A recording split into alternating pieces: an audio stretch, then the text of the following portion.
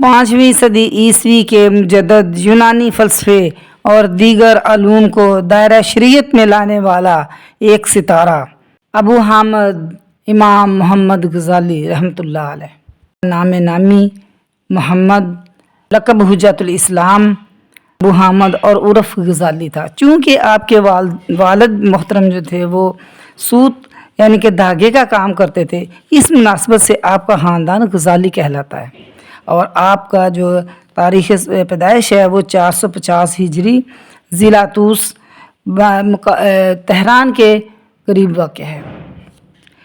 بچپن میں آپ کے والد کو تعلیم کا بہت شوق تھا۔ وہ خود پڑھے لکھے نہ تھے، لیکن ان کو یہ شوق تھا کہ ان کے بچے اعلیٰ تعلیم حاصل کریں، لیکن ان کو موت نے اتنی مہلت نہ دی، اور یہ کام وہ اپنے بھائی کے سپرد کر کے اس دنیا سے رخصت ہو گئے۔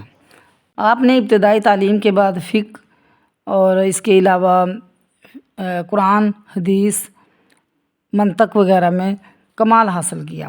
جب آپ نے اپنی تعلیم کا ایک حصہ مکمل کر لیا تو آپ گھر واپس آ رہے تھے تو راستے میں ڈاکوؤں نے گھیر لیا، اور اس ڈاکوؤں والے واقعے نے ان کے ذہن کی جو رخ تھا وہ موڑ دیا، اور آپ بے چین ہو کر ڈاکوؤں کے سردار کے پاس پہنچے اور کہا کہ میں نے اپنا سامان میں سے صرف اپنی جو ڈاکومنٹری چیزیں ہیں وہ آپ سے طلب کرتا ہوں، کیونکہ میں نے انہی کی خاطر اتنا سفر کیا ہے۔ ڈاکوؤں کا سردار یہ سن کر ہنس پڑا اور کہنے لگا، تم نے کیا خاک سیکھا ہے جب کہ تمہاری یہ حالت ہے کہ ایک کاغذ نہ رہا تو تم کورے ہو گئے ہو۔ یہ کہہ کر اس نے کاغذات واپس کر دیے۔ اس بات کا ایسا اثر ہوا کہ وطن پہنچ کر زبانی حفظ کا ارادہ کر لیا، اور اپنی 3 برس لگا کر تمام مسائل جو آپ نے کاغذوں کے اوپر لکھے ہوئے تھے از بر زبانی یاد کر لیا۔ امام الحرمین کی خدمت میں اس کے بعد آپ نے نیشاپور جانے کا ارادہ کیا۔ نیشاپور اس زمانے میں علم کا مرکز تھا، اور خصوصی طور پر امام الحرمین وہاں کی موجودگی میں طالبین علم کی توجہ اس طرف مرکوز رہتی تھی۔ امام الحرمین میں نہ صرف یہ کہ بہت بڑے عالم، واعظ اور مصنف تھے، بلکہ حکومت کی طرف سے تمام ممالک اسلامیہ کے اوقاف ان کے سپرد تھا۔ محمد غزالی نہایت توجہ سے تعلیم حاصل کرنے لگے اور جلد ہی ذہانت اور محنت کی وجہ سے نمایاں ہو گئے۔ امام الحرمین اپنے لائق شاگرد یعنی کہ محمد غزالی پر فخر کرتے تھے، کیونکہ اس کم عمری میں آپ صاحب کتاب ہو چکے تھے۔ جب تک امام الحرمین زندہ رہے آپ ان کی خدمت میں حاضر رہے۔ ان کے انتقال کے بعد آپ نیشاپور سے روانہ ہوئے، اور آپ کے علمی بلندی کا یہ حال تھا کہ پورا عالم اسلام میں کوئی بھی آپ کے ہمسر نہ تھا، یعنی آپ کے مقابلے کا اتنا بڑا عالم نہیں تھا، اور اس وقت آپ کی عمر محض 28 برس تھی۔ عباسی خلیفہ مستنصر باللہ نے آپ سے درخواست کی کہ فرقہ باطنیہ کے رد میں ایک کتاب لکھی جائے، تاکہ یہ لوگ معاشرے میں جو فساد اور فتنہ پیدا کیا اور ذہنی لوگوں کا قتل عام کر رہے ہیں اور معاشرے میں شکوک و شبہات پیدا کر رہے ہیں، ان کا جواب دیا جا سکے۔ امام غزالی کا دور فلسفے اور تعقل پرستی کا دور تھا، یعنی ہر چیز کو عقل کی کسوٹی پر پرکھا جاتا تھا۔ یونانی فلسفیوں کی کتابوں کا عباسی خلفاء خصوصاً مامون کی دلچسپی کی وجہ سے عربی زبان میں ترجمہ کیا جا رہا تھا۔ ان میں ہر طرح کی کتابیں تھیں۔ ریاضی، منطق اور فزکس کے علاوہ دنیا بھر کے موضوعات پر یونانیوں کے کام سے مسلمان ذہن متاثر ہونے لگے۔ ان سے استفادے میں کوئی حرج نہ تھا، مگر فلسفے کی کتابوں میں اٹھائے جانے والے سوالات اور ان کے جوابات جو یونانی مصنفین نے دیے تھے، ان سے مسلمانوں کی سوچ و فکر کا طرز بدلنے لگا۔ حالانکہ مسلمان اس وقت یہ بات بھول گئے تھے کہ یونانی فلسفہ اور اس کی بنیاد جو ہے وہ بت پرستی پر ہے، اور ہم جو مسلمان ہیں ان کا عقیدہ توحید جو ہے اس کی اسلام کی بنیاد ہے۔ یہ چیزیں ان کے ذہن سے محو ہو گئیں، اور ہر ذہین اور متجسس نوجوان ان بنیادی سوالات پر اس طرح سوچنا شروع کر دیا جس طرح یونانی فلسفیوں نے سوچا تھا۔ دنیا کیا ہے؟ انسان اور کائنات کا کیا تعلق ہے؟ کائنات اور خدا کا باہم تعلق کیا ہے؟ خدا کی خصوصیات کیا ہیں؟ یہ اس طرح کے سوالات کے جوابات سے قرآن کریم بھرا پڑا ہے، لیکن وہ اب مسلمانوں کے لیے کافی نہ رہے تھے، کیونکہ مسلمانوں میں جہالت کا دورہ تھا، اور انہوں نے قرآن پر عمل کرنا تو کیا قرآن کو سمجھنا چھوڑ دیا تھا۔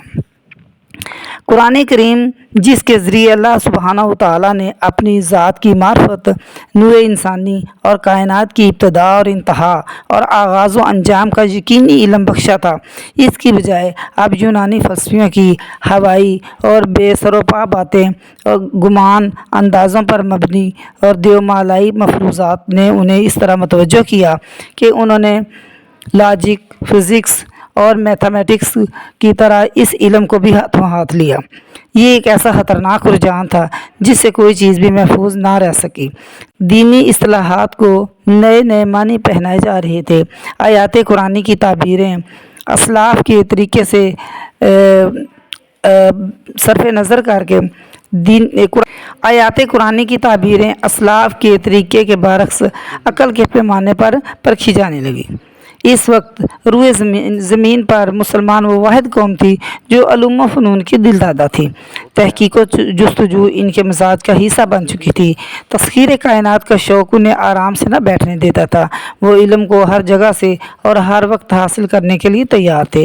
اسی قابل قدر جذبے کے تحت انہوں نے یونانیوں کے علم کو بھی حاصل کرنا چاہا، لیکن وہ یہ بھول گئے کہ تمام علوم کو کتاب اللہ اور سنت رسول کی کسوٹی پر پرکھے بغیر بے عین ہی قبول کرنا کس قدر خطرناک و ثابت ہو سکتا ہے۔ انسانی فطرت عموماً انتہاؤں پر رہنا پسند کرتی ہے۔ کہاں تو اس دور کے مسلمان جو علوم کے ایسے شائق تھے کہ ان کی تحصیل میں وہ غلط اور صحیح کی تمیز نہ کر سکے، اور کہاں آج کا مسلمان جو جدید تعلیم سے بے بہرہ ہے۔ فلسفہ یونان کو مسلمانوں کے ذہین ترین افراد نے پسند کرنا شروع کر دیا، یا فلسفہ یونان کے جو مبلغ لوگ تھے انہوں نے ذہین ترین افراد کو اپنے نشانے پر رکھا۔ یعقوب کندی، ابو نصر فارابی اور ابو علی سینا جیسے لوگوں کی صلاحیتیں اس فلسفے کی جزیات اور تفصیلات کو سمجھانے میں لگی۔ ارسطو کے اقوال اور اس کی شخصیت اور اس کے افکار نے مسلمان معاشرے پر ایسا جادو یعنی کہ سحر طاری کیا، گویا نعوذ باللہ معاذ اللہ کہ وہ پیغمبری کے مرتبے پر فائز تھا۔ اسی طرح فرقہ معتزلہ اور فرقہ باطنیہ اور طرح طرح کے بے سروپا فرقوں نے مسلمانوں کو پریشان کر کے رکھ دیا، اور مسلمان جو عوام تھے ان کی اس طرح کی حالت ہوگی جس طرح بھیڑیں کھلے آسمان کے نیچے بغیر چرواہے کے کھڑی ہیں۔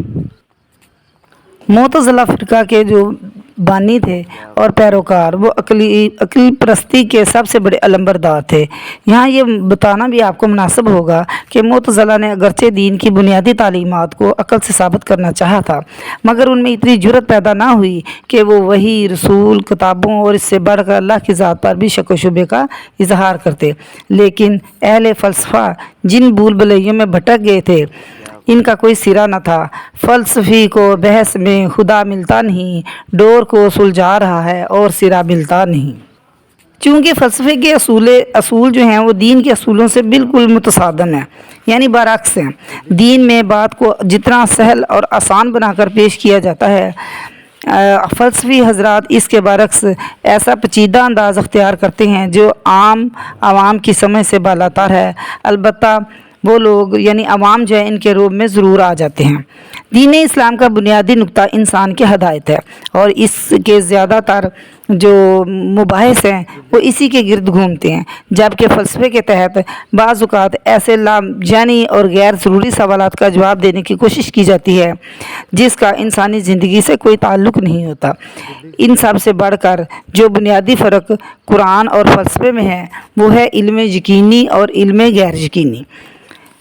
قرآن کریم کی جو افتتاحیہ سورت فاتحہ کے بعد سورت البقرہ، اس کے آغاز میں ان آیات سے ہوتا ہے الف لام میم، یہ کتاب ہے جس میں کوئی شک نہیں، ہدایت ہے متقین کے لیے، یعنی شک و شبے میں پڑ جانے والوں کو اس سے ہدایت نہیں مل سکتی۔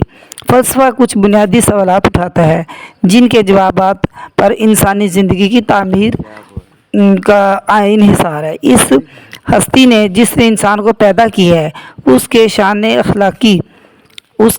خلاقی اور ربوبیت کا تقاضا ہے تو وہ ان بنیادی سوالات کے شافی جوابات بھی مہیا کرے تاکہ اخروی جواب دہی کے تقاضے پورے ہو سکیں۔ یہ کام اللہ تعالیٰ نے قرآن کریم کے ذریعے پورا فرمایا اور انسان کو ان چیزوں کے بارے میں علم یقینی عطا فرمایا جن کو فلسفہ، عقل، گمان اور اٹکل پچو کے ذریعے حل کرنے کی فلسفی ناکام کوشش کرتے رہے۔ یقینی طور پر یقینی علم جس کا ماخذ خود رب کائنات ہو، عقل پر یقیناً فوقیت رکھتا ہے، مگر فلسفے کی اندھی تقلید نے دین کی وقت اور انبیاء کی عظمت کو کم کرنے کی کوشش کی۔ عقائد اور اخلاق پر ان سب باتوں کا بہت برا اثر ہوا۔ مسلمانوں میں ایک ایسا گروہ پیدا ہوا جو دین کی تحقیر اور اسلام سے فخر یا لا تعلقی کا اظہار کرتا، غرض سوائے چند کے اسلامی اثر ان پر ختم ہو چکا تھا۔